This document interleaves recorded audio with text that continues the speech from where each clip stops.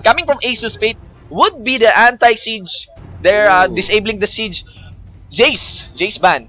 Yeah, by very Asus popular Fate. ban actually. Even in the earlier game, Jace was banned. So, ginamit nga siya malakas talaga ni Optimus kahapon sa GPL. So, very strong pick. Kasi even before the preseason, ang taas na ng presence ni Jace. Yes, By Pawn sa Worlds. Sa Worlds, yes. 4.19 patch. Yes. So, let's see kung ano yung contest dito ng Diamond. Maybe scouting out a targeted ban that would be an Oriana. Yes. Ano kaya yung play na pagagawin ng Diamond? Probably an aggression play. Yeah. Kasi si Oriana, good counter against Yeah. aggressive plays eh. And yun, getting lots of range into this game. Probably really a target ban to Jinky. Ooh, LeBlanc ban. Alright, blank ban. So, disabling again yung kung if ever napansin nila yung Oriana, predicting na aggression yung makukuha dito mula sa Diamond. So, baka LeBlanc. But, I don't know. Ang alam ko na from Nagi, he's playing yun nga, Zed. Yeah, one of the strongest 80. picks for Nagi. So, I know, nakita rin natin siya sa Pro Gaming Series. Pero hindi ganun ka-effective yung, not so much. Yung LeBlanc niya. Yeah. So, now, Alisin ban. Ooh, Warwick ban. And Warwick, of course. Basic ban for this preseason. Sobrang lakas talaga niya sa patch na to. Yes.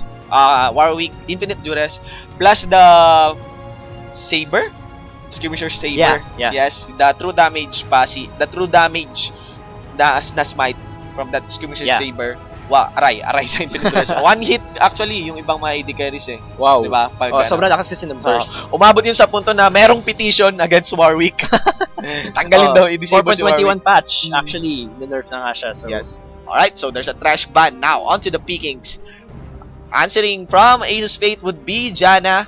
Let's see what will be the first two picks of Diamond. Yeah, actually, Janna is still a very consistent pick.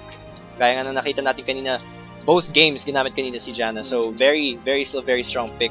Lalo na pag magaling mag-monsoon yung support. Very crucial. Gusto ko nga gumawa ng bet dito eh. Kapag ang pinili dito na ang pinili ditong mga ADR lang, ang hula ko talaga, ito ang hula ko. Alam na. Hula ko!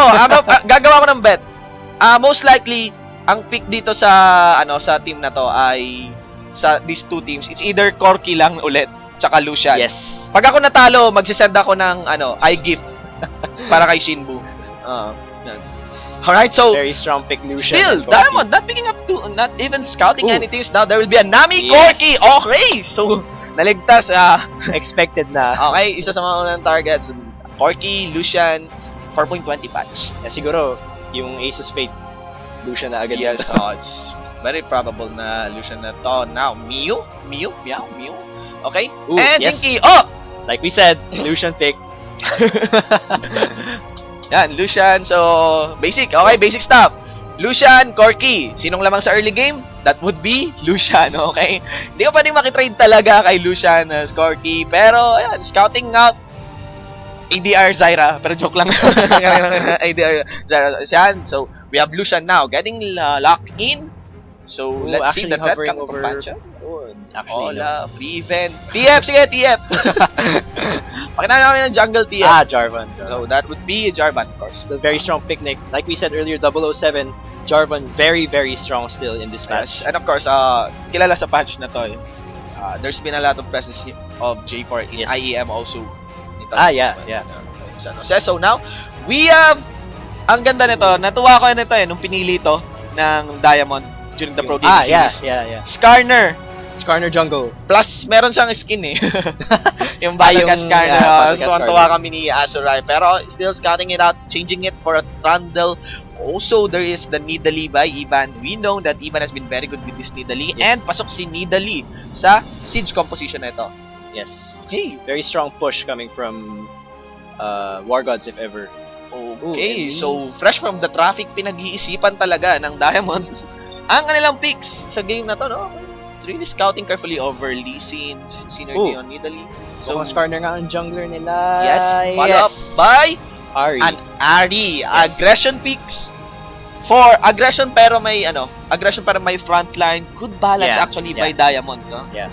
And may peak, may poke, may sustain. Yes, maraming possibilities actually pwede yung War Gods dito kasi may poke galing ka sa Corky, tapos may lockdown galing sa Skarner tsaka sa Nami. May assassination pa from Ari, so pero solid all-in.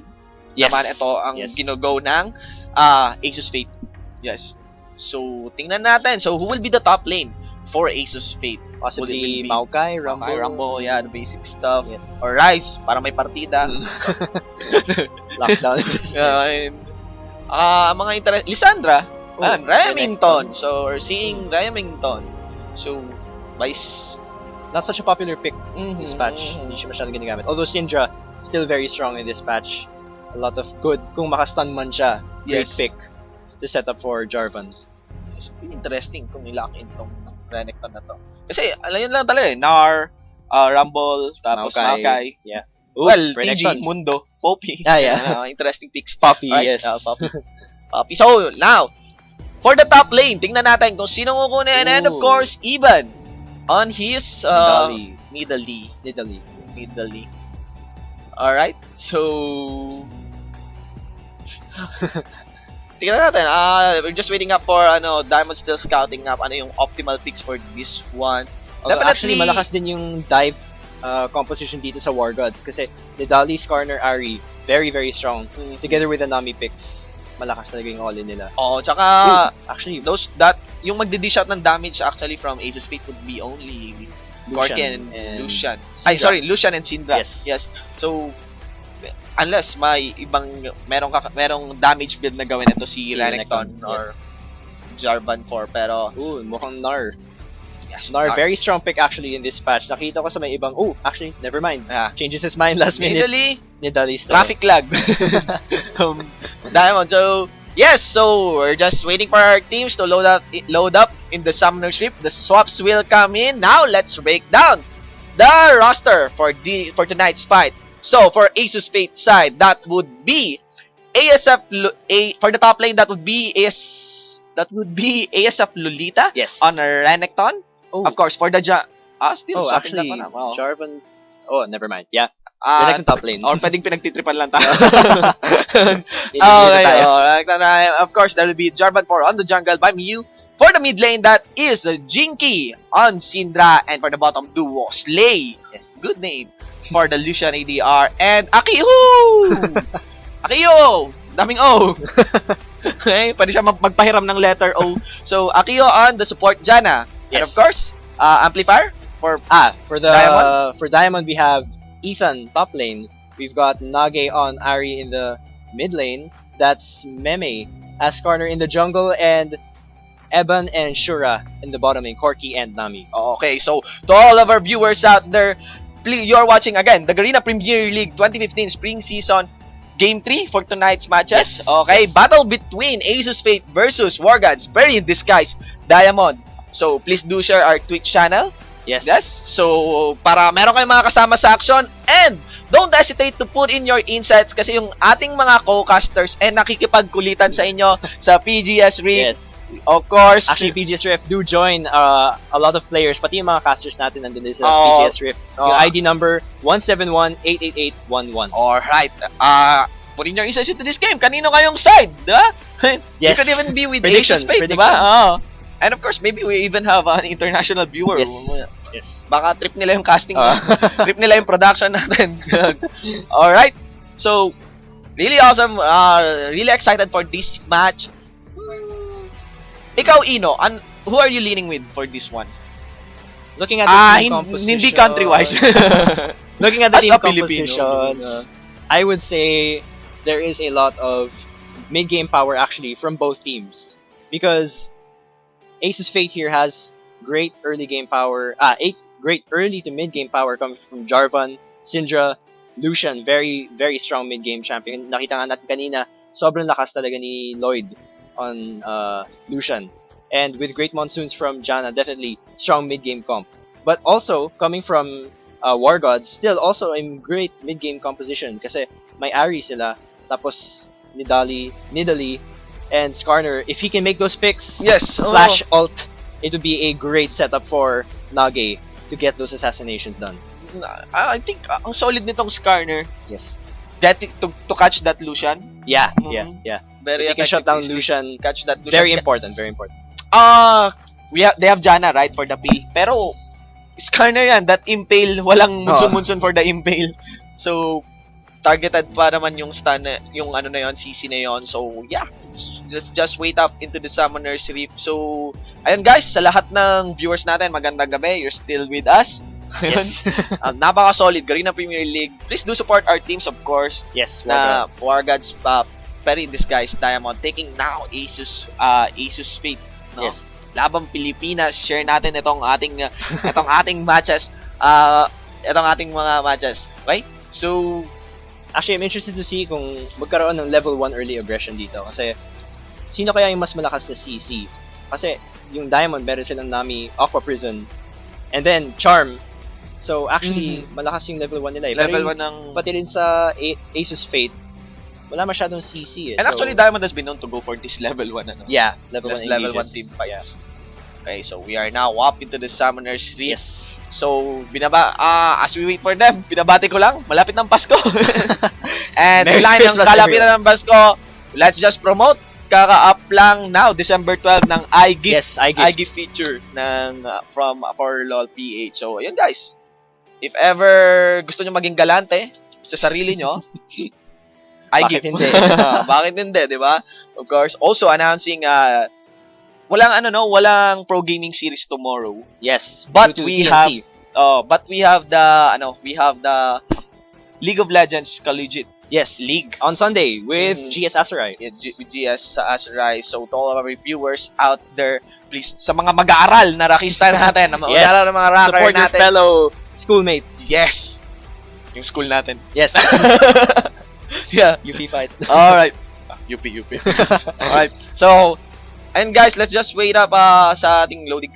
I think si Ethan medyo may problema pa, but definitely Yeah. it will be corrected. Yeah, again, just inviting everyone, please do join us sa PGS Rift. Again, ID number 171-88811 to have some pre- and post-game discussions, even predictions. Yes.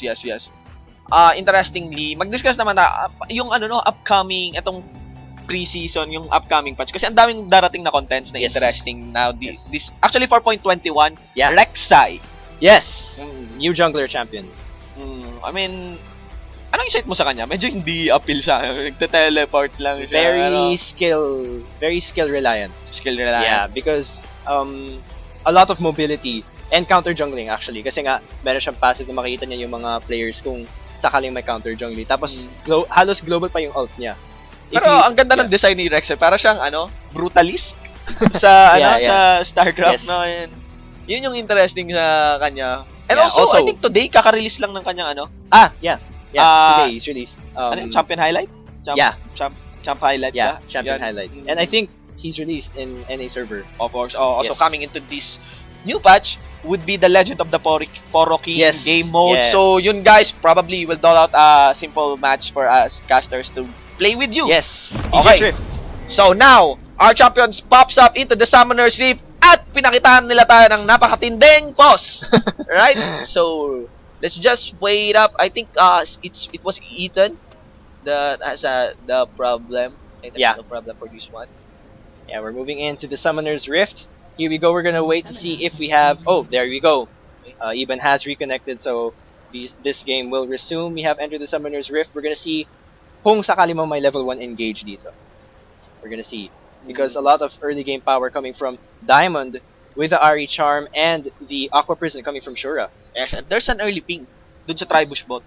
Yes. Look, so if there's an early ping dun sa Tribush bot, it is probable na Asus Fate will be anticipating the Tribush invade Yes. from War Gods Perry in Disguise Diamond kasi ang lakas ng level 1 yes. ng Diamond here Definitely. with the bubble.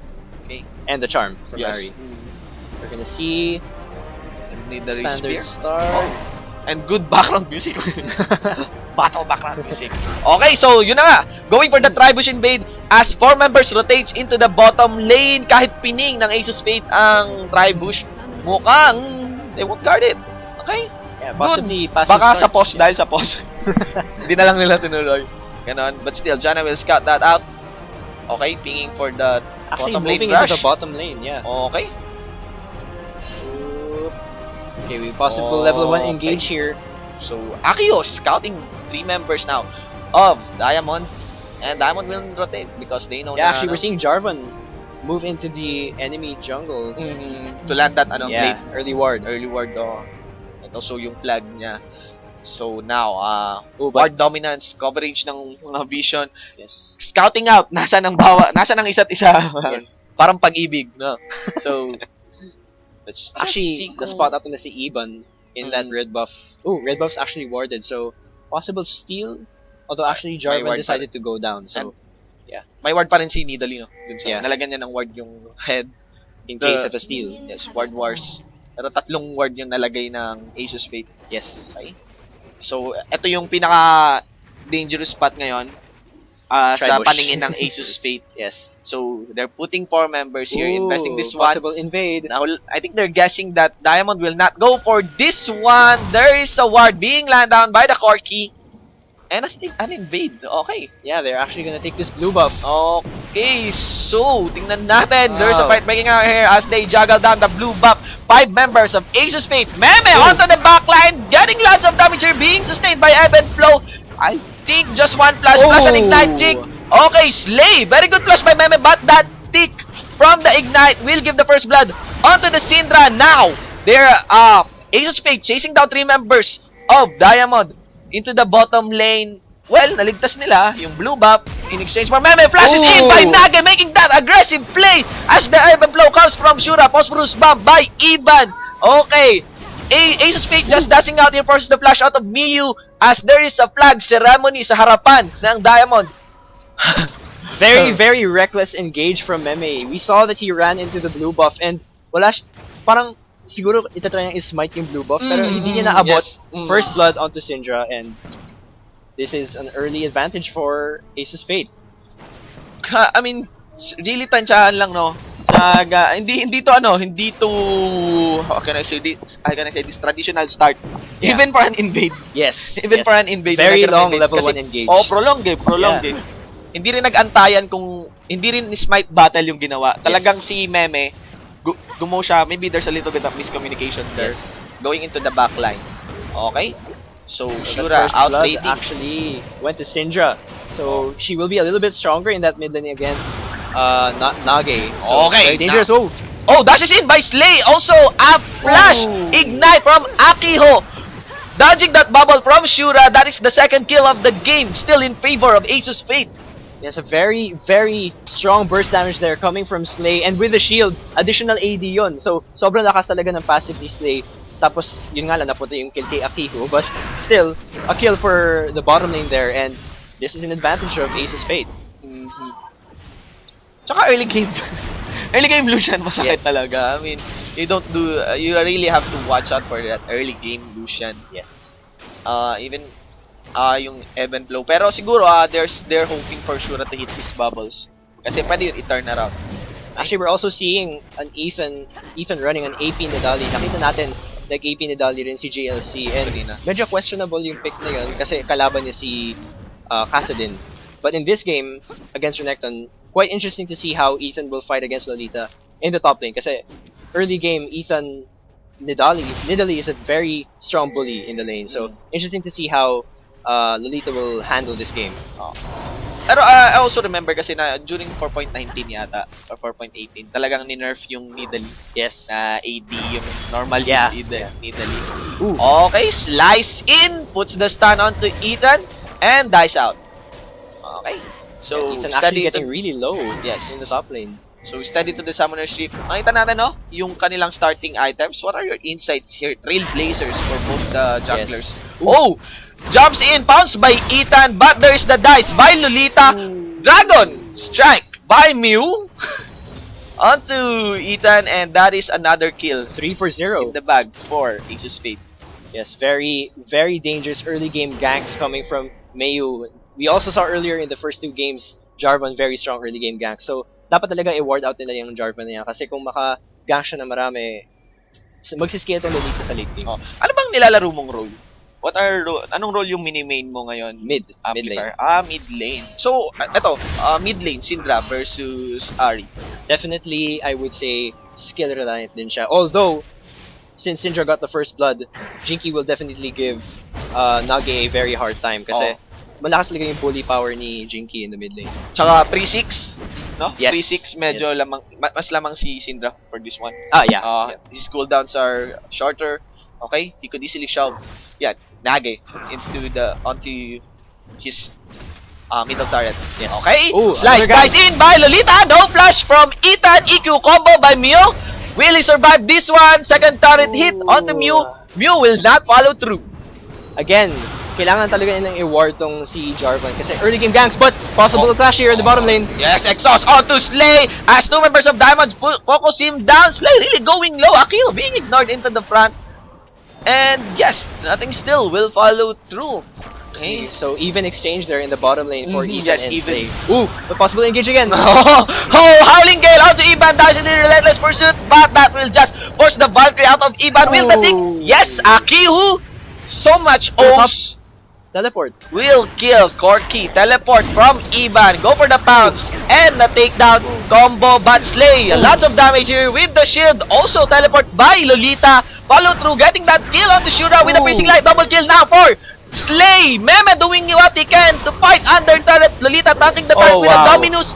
And that is 7-0 now in favor of Aces of Fate against Diamond. This is a huge lead for Yes. Lucian. He's gonna hit his mid-game spike so early. And with that, it's gonna give Corky, actually, it's gonna give Eban and Shura such a hard time in this bottom lane now. 10 minutes into the game, that is a 5k gold lead and a 7k lead by Aces Fate. So,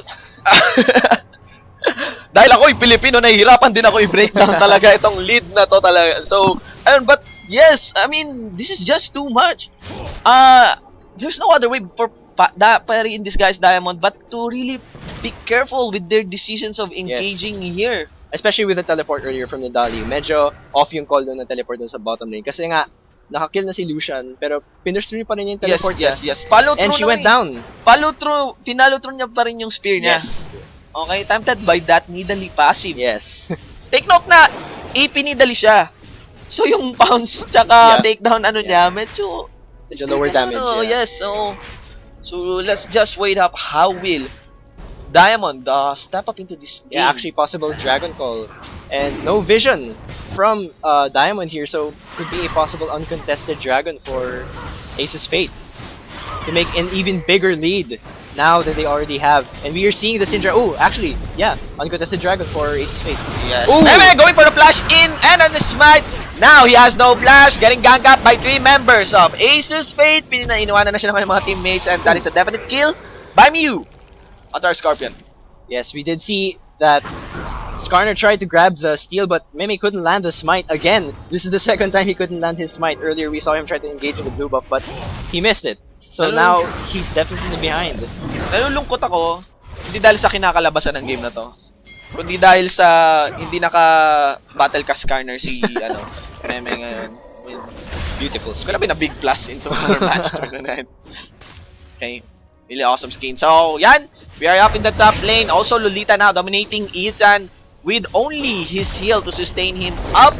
Will War Gods pa rin this guy's Diamond be able to go in the mid game and defend themselves with this siege composition? Medyo, ang laki talaga ng lead. Yeah, very strong mid-game spike like we discussed earlier in the loading screen. Syndra and Lucian, their mid-game spike is really dangerous. And kagaya na sinabi natin kanina, yung mga ganks ni Jarvan sa early game, sobrang talagang kailangan nilang i-ward out si Jarvan. Kasi Mayo so far, lane presence is very good. Ooh! Okay, Dominus being activated by Lolita. Not going for the kill here as he spotted Meme onto the side. Will they go for the chase here? Meme has no flash in. Jinky with that SS followed.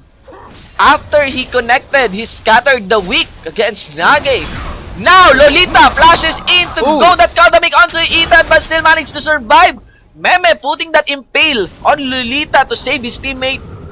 Okay, so good guard by Meme. Yes, definitely. He has to help his top laner here because Renekton, he does have 3 assists now and he actually got the Tiamat. So, very strong wave clear coming from Lolita here in this top lane. They have to help Nidali here, otherwise magsiskia talaga siya sa late game. Yes, and as we reach the 11-minute mark of this game, actually wala pa nga, 10 minutes pa lang into the game, that's 2 turrets down.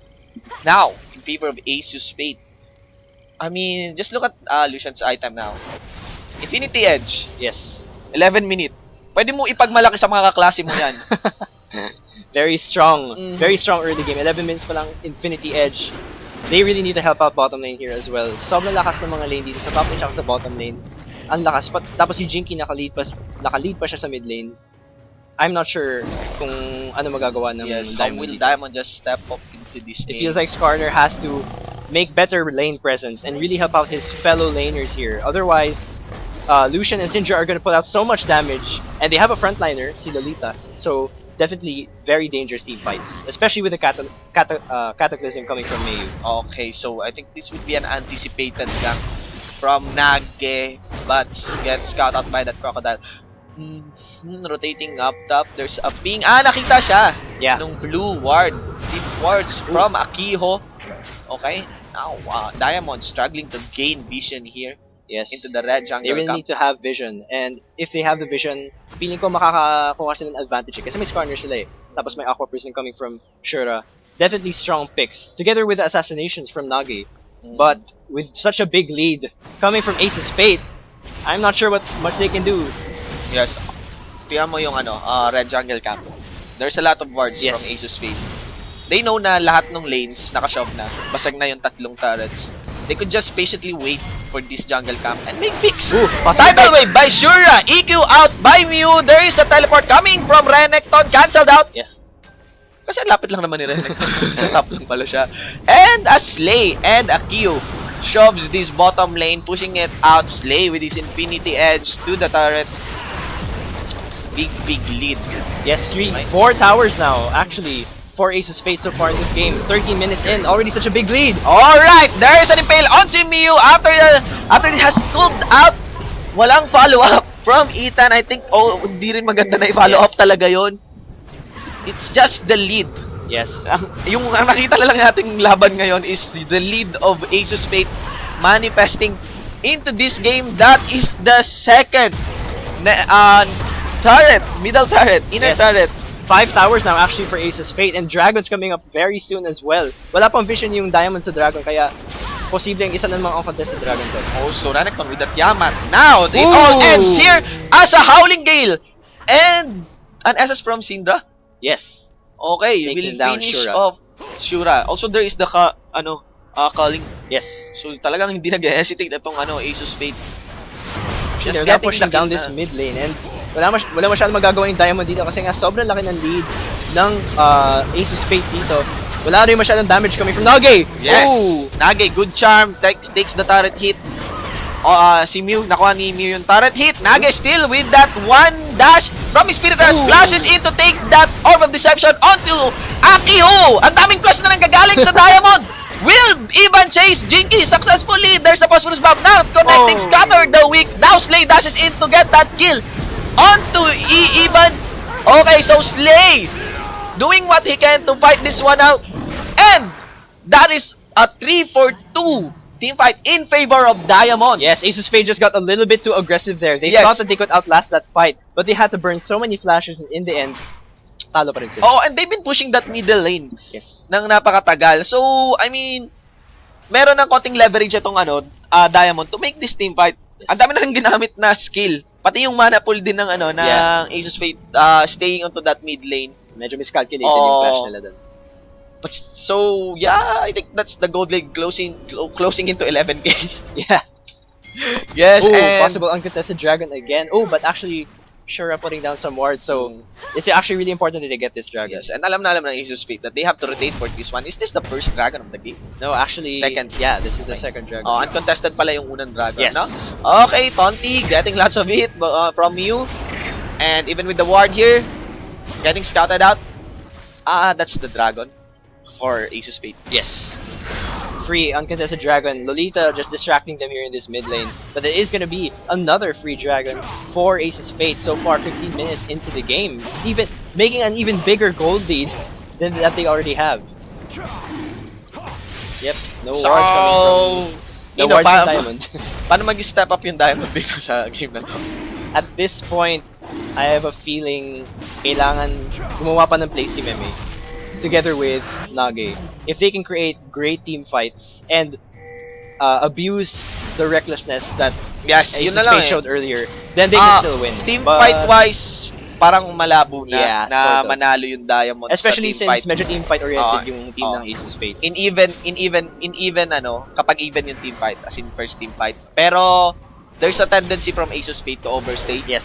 So, dun sila pwede mag-pick up They need to capitalize on the mistakes. and manage their cooldowns well. Decision making to go for that kill and for that chase. Yes. Ito naman yung advantage ng Diamond. Sustain from Nami, also from Nidalee, Yeah. and the pokes. Okay, they cannot simply dive this one. Nakabang lang yung Scorpion to impale their carries. Yeah. Yan. And with the shields, oh, actually with the lightning rod from the towers now at the inhibitor tower, becomes a little bit harder to push into the inhibitor tower. More damage coming from the tower actually. But there's a Mikaels on Janna, so counter for Meme. Possible charms. Impale, there is a stun onto Meme. Tidal wave. Yes, tidal wave, but that is the inhibitor turret going down versus the flash out of Meme. Team fight breaks out into the cataclysm as Meme tries to impale somebody out there. That's two members of Diamond going down at two-man scattering the weak by Jinky. Ace. And that is a hindi pa naman ace, pero Yeah. 4-4-0 exchange 4-0. in favor of Asus Fate. Yeah, there's not much that Diamond can do at this point. I mean, nag-decide sila ng team fight, wala na yung turret. So, I think, Yeah, yeah, very dangerous, so- very reckless call. They were able to get the inhibitor tower and they decided to clash still. And yes, then yes, Skarner oo. was caught by the cataclysm. So, very, like we said earlier, napalakas talaga ng team fight ng ASF with this team comp. And alam na ng ASF now, they have the damage Yes. for Skarner. As in, magpaluan yung tanks to tanks. They have damage for Skarner. Yes.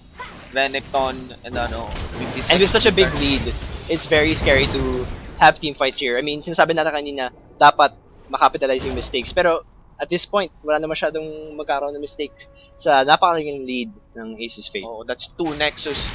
I'm sorry, that's two inhibitor turrets and inhibitors down. While Diamond has yet to hit. Yes. No, has yet to take down their first turret, also their first dragon. Looking into the items here, massive lead as Diamonds has, how can I count this? Siyam na blank sa item Yes. slots nila. Alright, and Possible Baron call also, 1 minute 30 seconds. Not much vision coming from Diamond as well. So, There's DFG. medyo delikado. Ooh. there is DFG also on the Syndra. Meme, here's a jungler na not going to fight for a support. Yes. Okay, Definitely not worth it. this is called puso na lang. Yes. Game of Hearts, alright? At this point, kailangan mag-isip ng Diamonds kung anong pwede nilang gawin Ah, sa next game. Ang tawag dito, ano, puso. So, inspirasyon. Yes. Siguro, laban-wise, hindi. Pero sa dedikasyon, pwede. Yes. Ganun. Hopefully, Diamond will be able to get back into this game. They need to be able to make proper picks and bans. Ooh. Scatter the weak by Jinky. Follow through a relentless pursuit onto Slay as he take turret since he's going really low. But the Monsoon will sustain him out. Lolita is still to activate his Dominus. There is an elixir of Yes. Iron Will to support his teammates to at least gain some Try and distance. push. Yeah, try and push also. This team Oop. fight. Okay, that's the Renekton with a bubble plus a shield. Ang laki ng Renekton Yes. with the elixir of Way too tanky. Iron Will. Okay, so now Diamond adjusting.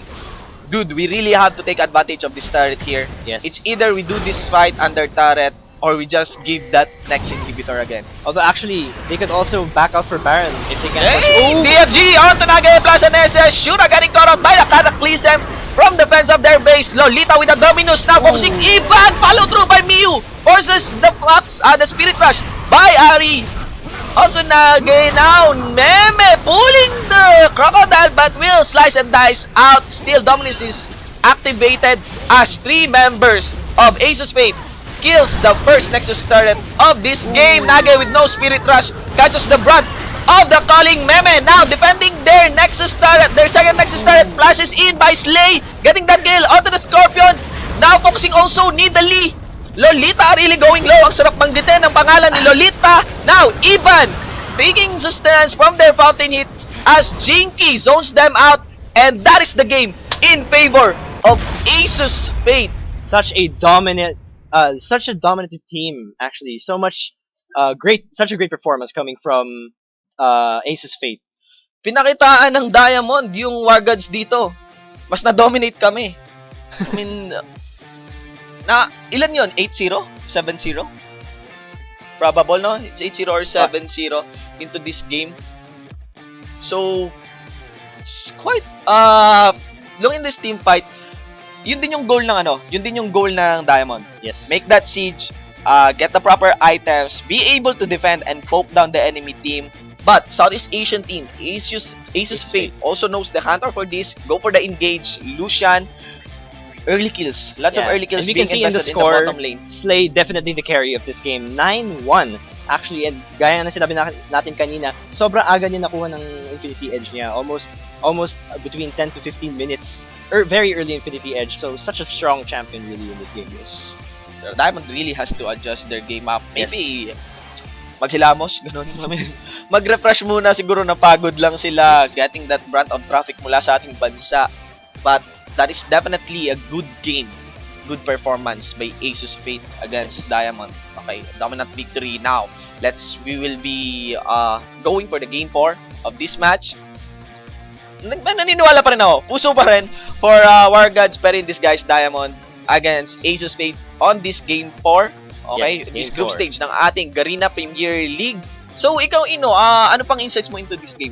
I really feel like Diamond has to really do well with reacting to the team compositions of other teams. Kasi nakita nga natin, isa na namang all-in team composition ang ginamit ng Southeast Asian team dito. And hopefully, Diamond will be able to create good pick and ban phase.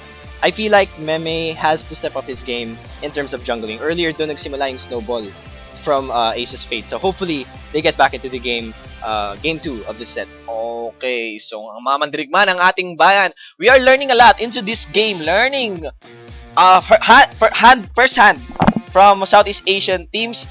Asus Fate getting the victory over War Gods, Perry in disguise, Diamond for Game 3 of this Garena Premier League 2015 Spring Season. So, magbabalik po muli kami para sa Game 4. I am Garena Shoutcaster GS Shinbu. And I am GS Amplifier. Okay, so, there's still a 4th game.